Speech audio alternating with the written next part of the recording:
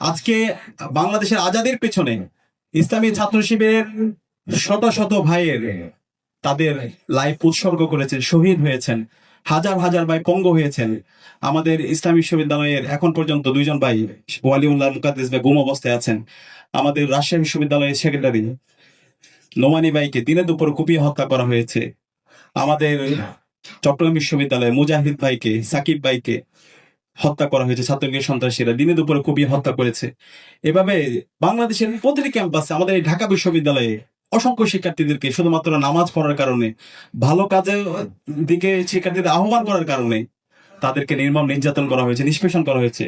গত 16 বছরে বাংলাদেশে যদি একটি সংগঠন থাকে সবচেয়ে বেশি জুলুমের শিকার হয়েছে, সেটা হচ্ছে ইসলামী ছাত্র শিবির। আপনারা সম্প্রতি গুম কমিশনের রিপোর্ট দেখতে পেয়েছেন, যে গুম কমিশনের রিপোর্টে দেখানো হয়েছে একক সংগঠন হিসাবে সবচেয়ে বেশি গুমের শিকার হয়েছে সেটা হচ্ছে ইসলামী ছাত্র শিবির, 31%। এবং ইসলামী ছাত্র শিবির খুনি হাসিনা যখন অবৈধভাবে সে ক্ষমতায় আসার পরে ইসলামী ছাত্র শিবিরের সকল অফিসকে সারা দেশে সিলগালা করে দেয়। ইসলামী ছাত্র শিবিরের সকল নিয়মতান্ত্রিক প্রোগ্রামগুলোকে তারা জঙ্গি প্রোগ্রাম হিসাবে ট্যাগিং করে, ফ্রেমিং করে। ইসলামী ছাত্র শিবিরের কেন্দ্রীয় সভাপতি দেলার হোসেন ভাইকে টানা 57 দিন রিমান্ডে দেয়। ইসলামী ছাত্র শিবিরের কেন্দ্রীয় সভাপতি সিরাজুল ইসলামকে বইটা আকার ফাহাদকে যেভাবে নির্মমভাবে নির্যাতন করে, ঠিক একই কায়দায় তাকে নির্যাতন করে। এবং এই আমাদের ঢাকা বিশ্ববিদ্যালয়ে শত শত শিক্ষার্থী আমাদের ভাইদেরকে উপর নির্মম নির্যাতন করেছিল। আমাদের রাকিব ভাই নামে একজন মহসিন হলে ইসলাম ছাত্র শিবিরের দায়িত্বশীল ছিল, তাকে সারা রাত ধরে নির্যাতন করেছে। নির্যাতন করার পরে তাকে 4 তলা থেকে ফেলে দেওয়া হয়েছে।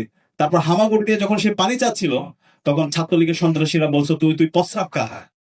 এভাবে আমাদের হাজার হাজার ভাইদেরকে নির্মম নির্যাতন করেছে, নিষ্পেষণ করেছে।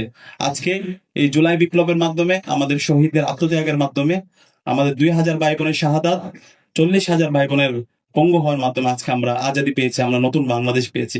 এবং ইসলামী ছাত্র শিবির আজকে আপনাদের সামনে দাঁড়াতে পেরেছে। ঢাকা বিশ্ববিদ্যালয় টিএসসিতে আজকে অসাধারণ ক্যারিয়ার সেমিনার আয়োজন করতে পেরেছে।